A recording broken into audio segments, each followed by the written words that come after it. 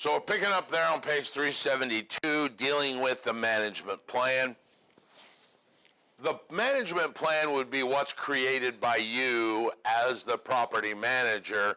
So you hear of a client that wants a property manager. You devise a plan, you submit that plan to him, and it talks about all of the things that you are going to do inside of that. The first one are the financial reports. The financial reports are one of the things that you are going to give to your client. Now, what I want to do is go back and visit that basic accounting equation that we talked about a couple days ago. Remember that you've got gross operating income. What would be gross operating income? All of the income that this property could generate. And remember, this is in the commercial world as well. So there are multiple types of income. You've got rental fees, pool pass, parking passes, garage storage, laundry splitting, maybe there's Coke machines. All of that income would go into there. From that, you subtract expenses like lawn care, payroll, taxes, fees, permits. You end up with what's called net income. From the net income, you subtract your, what's the big fancy word, debt service, which means what? Mortgage payment. You get cash flow. This is a basic generic business equation. If you look at that, you now understand you can generate about 5 different reports for your client. You can show him the gross income he's creating. You can give him an expense report. You can give him a net income. Depending on your client, you could also give him a cash flow report. All right? I have a client. Let me explain one of them. One of my clients doesn't want to do anything. I do basically everything for him, including making his mortgage payment. All right? Now, I've been with, yeah, that's how good he is. I can't even tell you his name. Been with Randeep for a number of years, so I know all his financials, and he is very comfortable with me working with his finances, at least on this one property. So I actually collect all his rent, I pay his bills, and then I also pay his house payment, and at the end of the month, I send him one check that is called the cash flow check, because I actually do pay his debt service. So I collect all the rent, and then I will pay, like the maintenance men, I will pay the lawn care. I give him a report every month that says, here's what we collected, here's what I paid out. One of the fees that are in his expenses are what? What's the most number one fee in the expense to my client? Don't forget management fees. All right? So that's a fee I take out of his gross income. That's an expense to him. I pay myself. Now, in this particular case, I get paid 6% of gross rents collected. Whatever you guys can get out of. Typical house payment rental is 10%. That's a good number. Commercial's a little lower because there's less to do. Could be more. I get 6%. So I take out 6% of all the rent I collect, write the lawn care bills. I show him the net income, and then I write a check to his bank from our account, boom, and I send him a check at which matches the bottom down here. But I have another client that is newer who doesn't want me to do anything. He wants to be more hands-on. So in his particular case, I collect the rent. The only expense I take out is my management fee, and send him a net check, and then he will pay his own debt service. He pays all the lawn care. He has a contract himself. So in our agreement with David, I have less responsibility than I do with Randeep. all right? And that's just because our management agreement had different responsibilities that are delineated in each one. Whatever you guys can make up or agree to, that's what you can do. Go ahead. So, you have rental properties yourself. Right. Do you own your own property management company? Yes. Is there a conflict of interest? Do you manage your own properties as well as other people's? No, not at all. Now remember, the exemption, if it's my rental property, I actually don't need a license, right? But I put it in the I put it in my management pool of properties because I have the same lawn care guy that cuts a lot of different lawns, and 11 of the lawns he cuts are mine. Okay? So we pay him at the end of the month based on how many lawns he's cut, and I treat myself like a client. I actually charge myself management. I actually charge myself management. All right? So yes, I do have properties inside of my management company that I manage that are also myself. You want to hear something funny? I also signed a management agreement with myself. Well, because if you think back also, my properties are held in a trust. So I don't really own the properties. All right? The trust owns the properties. I get a check that goes to the trust, but I'm also the beneficiary of the trust. So I actually have a management agreement between my trust company name, and I'm not going to tell you what it is, and Real Estate Monkey LLC, doing business as the Modulin Group, as the property manager. All right? So I treat that trust just like I would Randeep. Send the same reports and all that. And then when I read the reports, I'm like, what the heck was I thinking?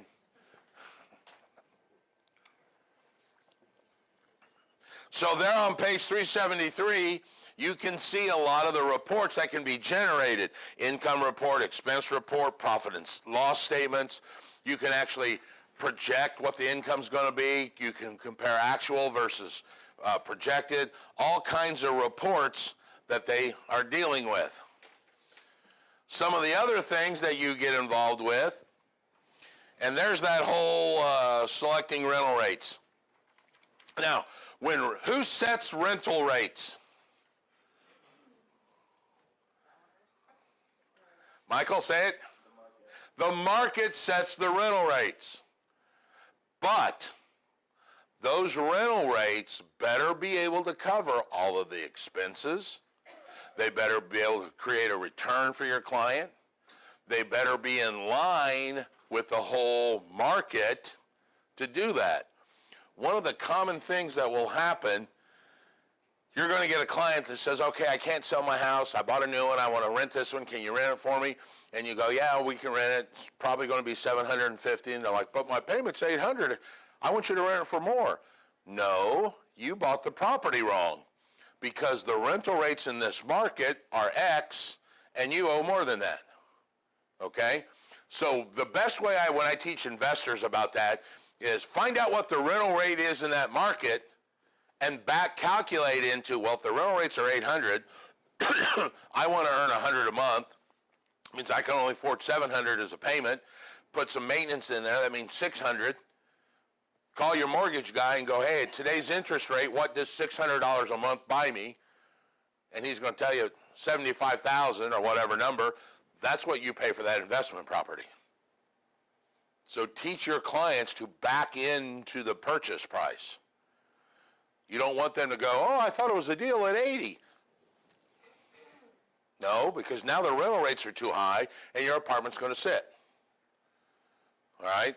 So back into that through the rental rates. It still has to make a profit for them. Okay? Can certain areas dictate a higher? Yeah. Broad Ripple. 2-bedroom, 1-bathroom Broad Ripple, $1,100. You take that house in any other 6 blocks in any other direction, $700. You get different rental rates, and that's where you, as the professional, need to talk to your client when they say, oh, well, I got 20 grand, or this dumb number, I got 100 grand, I want to buy a rental rate property, let's go to Broad Ripple. Well, first of all, A, you're not going to be able to afford that because that's not enough.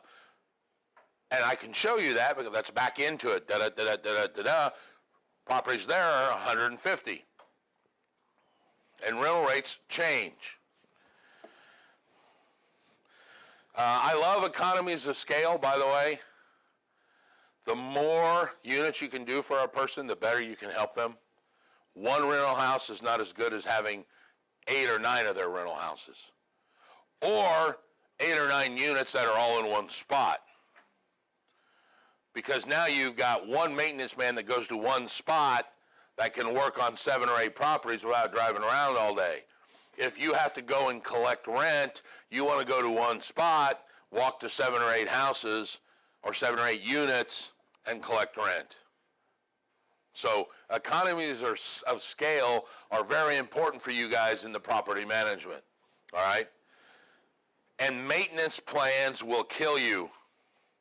You need, if you're going to manage properties, you need to manage like 2 houses or 80. You get caught in that no man's land, you're not making enough money to hire somebody, so you want enough that you're generating enough income. Some of the other things, activities that you might do is the marketing or the advertising. Those costs typically are also transferred. That's an expense. So you would transfer that cost to your client. So in your in your management agreement, it may give you a budget. I want you to spend X amount of dollars a month in marketing for my properties that become vacant. There's a management company here in town, it's a good friend of mine. He has a continually running ad in the Thrifty Nickel, all right? What he does is take out the actual properties in that ad. See what I'm saying? He has a quarter-page ad that has his company name, properties now available, and he has 5 of them in there. Next week, it's a different 5 because he rented that one and one became vacant. He charges a proration for every time, like Singh's properties in there. Okay, it was in 2 weeks, I'm going to have to bill you $20. I rented that. Now Dusty's property went vacant, so it replaces his address, and those next 2 weeks you get billed. So that's I think that's a pretty smart thing. He always has the same ad all the time, same look, same feel, it just changes the properties in there, and he's responsible for pulling them out. So at marketing and advertising may be something that is given to you, and you have to determine how you're going to do it and at what cost. Collecting rents, this is all over the board. I told you in my world right now, in my unit here, my rent is an actual ACH deduction right from my bank account. We set it up on the first of the month. They just take the money out. I've had tenants where they have mailed me the money. I've had tenants who said that where they actually go and put it into the bank account themselves. I had tenants do that. I've had tenants that you have to go and collect the rent. All right? And that kind of also goes back to what area of the town you're in, what are the people that traditionally are down there. You know, the inner city is really good for people not having bank accounts, and you have to go down and collect the rent. It's not a bad thing. It also allows you to see the property every once in a while. You know, I had a tenant remember I told you the one that was running the dog grooming business out of the garage? They would go by and call me and say, hey, I'm going to go by and put your rent in the bank. And then they would text me a picture of the deposit slip. And I'm like, hey, this is genius. 5 months, never went to the property. They never called, anything. One day I was in the neighborhood, I said, I'll drive by. They were actually running a dog grooming business out of the garage, violating the zoning. So you never know who's going to do what. But I mean, that was just one way. They were very good about putting it in, taking a picture, and sending it to me. All right? Selecting tenants. This is the number one area that you will probably either get accused of or sued about. So I'm telling you right now, as a person that has done this a number of years, you better come up with a methodology to select tenants and actually use it, all right? And you need to advise your client. Here's how we select tenants. We have 4 rules. No evictions in the last year, got to be in the job 6 months, no felonies, and your income has to be 4 times the rent. All right? Those are required. When someone submits an application, we bump their application up against those 4 requirements, and then we give them a score. Okay, we want 6 months on the job. That's a 5. Say you're 3 months on the job. Okay, you get a 3. And then at the very end, 5 and 3 and 6 and 9, boom, you got an 18, you got a 19. There's the one that gets the property.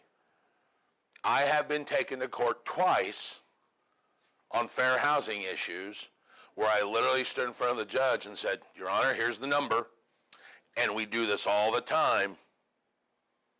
And he said, okay, and dismissed the case. It was a situation of young, single, black, female mother. Unfortunately, the guy that got the property was a white male. And I just literally showed him, here's the score, here's the methodology we use it all the time, and here's the scores they've got. And he said, okay, I cannot fault you for that. All right? There are companies out there, there's one called National Tenant Network that will do this for you if you want to use them. And they've got different levels of approval. They got like a red, green, and yellow, so they don't actually tell you a credit score. You submit all the applications to them, and they give it back to you and say, okay, this person's a green. Okay, let's go. I'll rent to them. Or it's a yellow. Okay, well, let's think about it. They also have an upper level where you pay a little bit more, and they'll actually send back to you their credit score and things like that. You get into a whole different world when you start dealing with credit scores, because you got to have locking file cabinets unless you're Experian. You just got hacked, right? 143 million people's Social Security number got hacked. Nobody listens to the news? Did you hear the ironic thing about the 143 million? They were the ones that signed up for credit fraud protection. That's the database that got hacked. So if you had not signed up for Experian's fraud protection, they say your identity is safe. It's the one that was on Squawk Box this morning. That's the one database that got hacked with all the people that signed up for the credit protection. You ever heard of LifeLock? President of LifeLock actually gave his Social Security number on the phone or on the radio once because he was so, they stole his identity too. Now, the good thing about LifeLock is they have $1 million worth of protection so that they come back and help. So that's one of their upside. Another funny thing is there's a website called fsbo.com, which is geared to help for sale by owners. The guy that owns the website is like a gazillionaire. When he sold his house, he hired a realtor. Oh, the NAR had a field day with that. I mean, here he's making this money on helping for sale by owners and actually owns FSBO.com, but when he sold his house, he hired an agent to sell his house. See, it's the little things that I remember that mean absolutely nothing. Got to maintain having good relations with your tenant. This is the hardest part because here's the problem. Your tenant is the one that you have daily interactions with, but your client is the one you are hired to protect. All right? So while I talk to my tenant on a regular basis, and I understand that, geez, I really would like to give you an extra day to pay the rent, you're not my client. This guy's my client. And his rules say I got to collect the rent on the 1st. All right? If you're ever an owner in property, Always be the property manager, never be the owner. Owners can make decisions. Property managers can't. I had a fourplex in Fountain Square, and I would go and say, hey, I'm the property manager, and they move them in. I said, I'm here to collect rent. And he's like, well, I'm a little short today. I'm like, dude, if I don't collect rent, the owner's going to fire me. There'll be a new guy here tomorrow to pick up the rent. You're still going to owe it, but I'm going to be out of a job. Why don't we just pay the rent and get it over with? He's like, okay, hold on. Happened like 3 months in a row. He'd come back out with cash. You know, it was just his deal that he was trying to not pay rent. And I kept saying, look, I can't make the decision. I'm a property manager for this house. The owner's going to be mad at me. Eventually, we had to go to court because we had to evict him, and we went to the small claims court, and we're standing in front of the judge, and the judge goes, are you the owner of the property? I'm like, yes, Your Honor. And he looked at me, and you could tell, you son of a... Because the whole time I kept telling me, I'm the property manager. Owners have a way to...